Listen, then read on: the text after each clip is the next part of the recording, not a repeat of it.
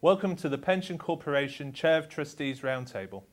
My name is Jonathan Stapleton, Editor of Professional Pensions. We've been tasked with advising a Chair of Trustees, and he has a number of issues to deal with. To help him, we have assembled a panel of experts.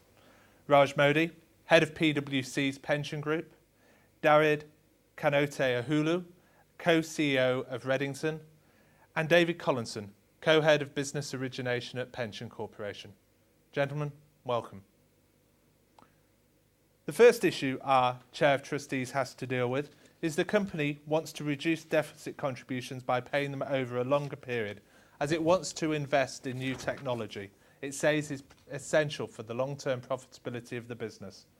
Should the Trustee Chairman agree to this? Raj. So, in summary, I think the answer is the Chair of Trustees should definitely consider it. If you really wanted the short answer and to put me on the spot, the answer would be yes. I think it's completely reasonable for trustees to have regard to their sponsoring company's circumstances. I don't think they need to feel under pressure to strip the company of cash for the pension scheme's benefit just because it's there. If the company can point to reasonable investments that the company should be making in order to secure and enhance its future covenant, then I think that's a completely reasonable request.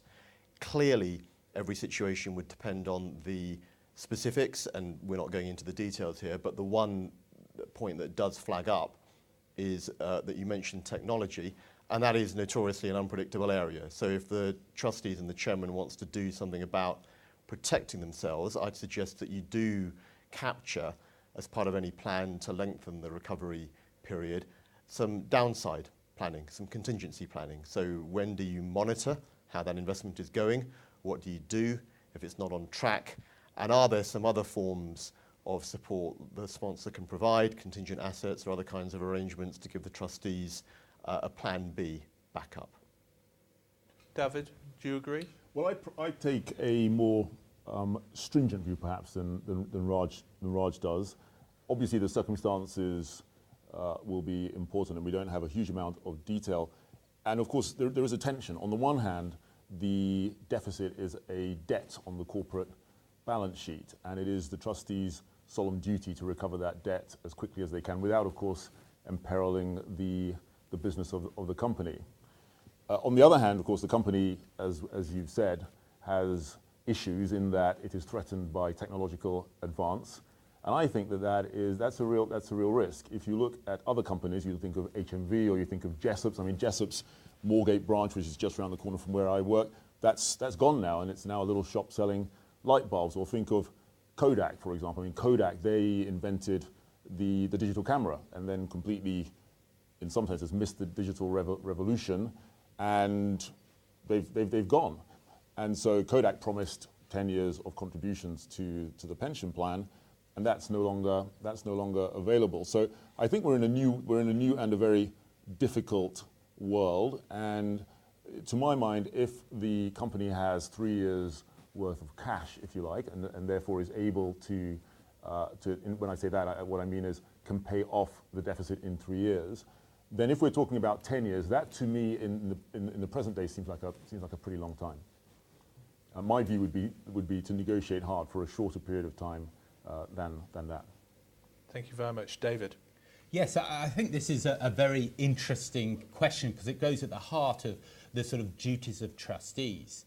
I mean, I think the first point as chairman of trustees, he should try and act in a very cold, rational way. There's obviously a tendency, particularly if they worked at the company, to have an emotional attachment and factor that in the thinking of what he does.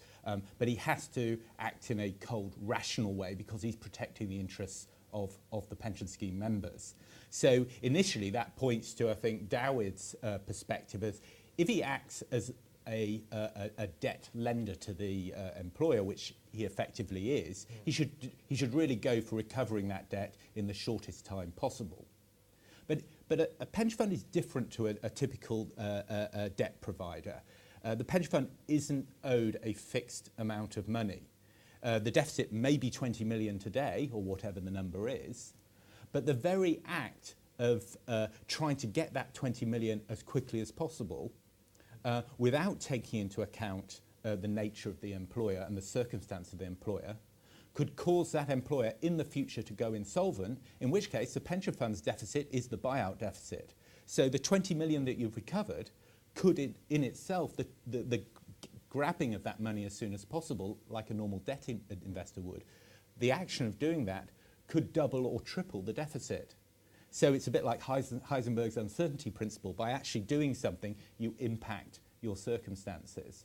So I would have sympathy then with Raj's perspective, which is to really try and understand what's being proposed and say, overall, is the risk-return balance good for the pension fund, in the sense that a very bad outcome for a pension fund is the insolvency of the employer. The further thing that I would encourage the chairman to look at is saying, okay, what's the amount of investment the company needs to drive in that new technology? Is the pension fund effectively going to be the sole provider of the resources by waiving contributions? And I don't think it should be. I think it'd be very interesting from the pension fund's perspective to say something like, okay, we'll consider potentially freeing up half of the investment needed, but you should go to the bond or the equity markets the remaining half.